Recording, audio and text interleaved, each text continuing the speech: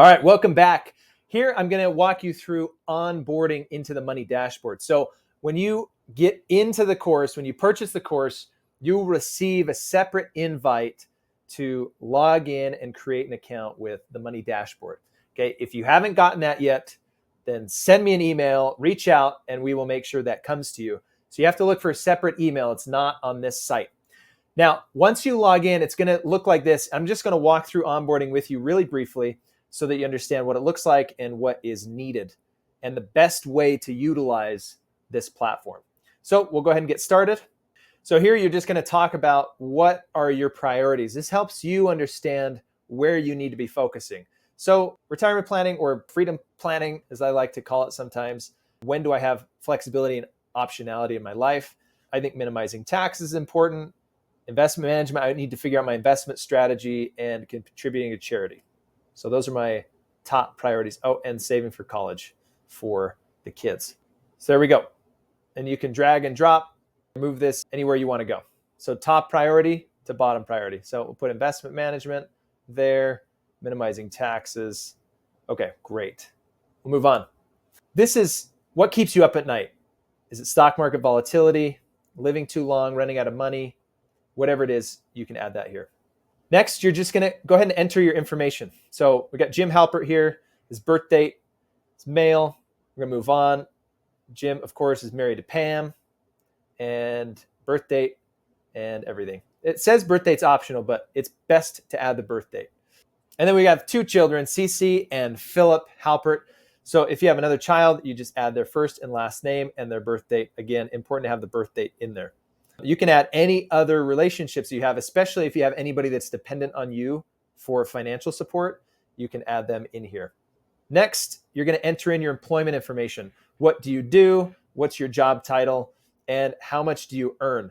Now, I'm going to suggest that you actually combine salary and bonus or commissions into this one number, okay? So if Jim's salary is $80,000 and his bonus is $30,000, we're just going to take that out and add it to here. So $110,000.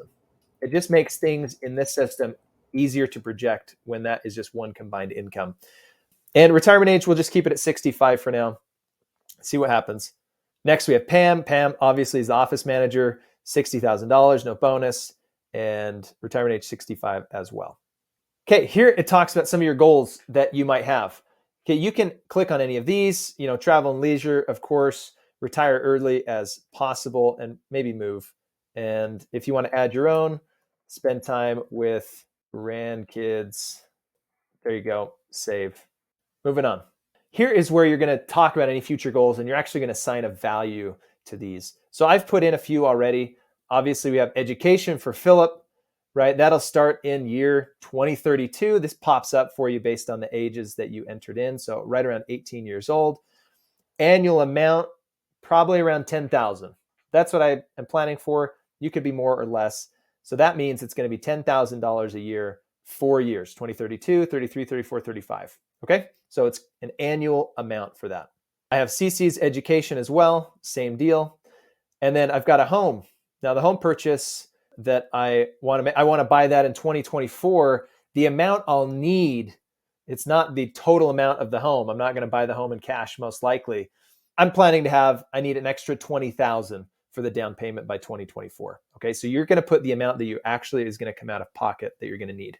Okay, we'll hit save.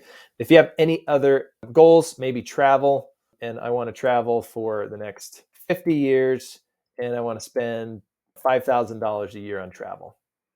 Whatever that is, add that in here. This is where you get to add any real estate, property, or business that you have. So we've added a home, $450,000 value. Great. If you have a business that you own, you can add that as well, name and optional value. That way you can keep close tabs on it. And then here you can add any professionals you work with. So if you have an accountant you work with, then you can add their name in here. So it's tight. You can add contact info as well. Any of these other people or anybody you think is important to keep track of. And there you go. So you've onboarded and you're ready to go. Next video, we are going to take you to your site. Your money dashboard is live and ready.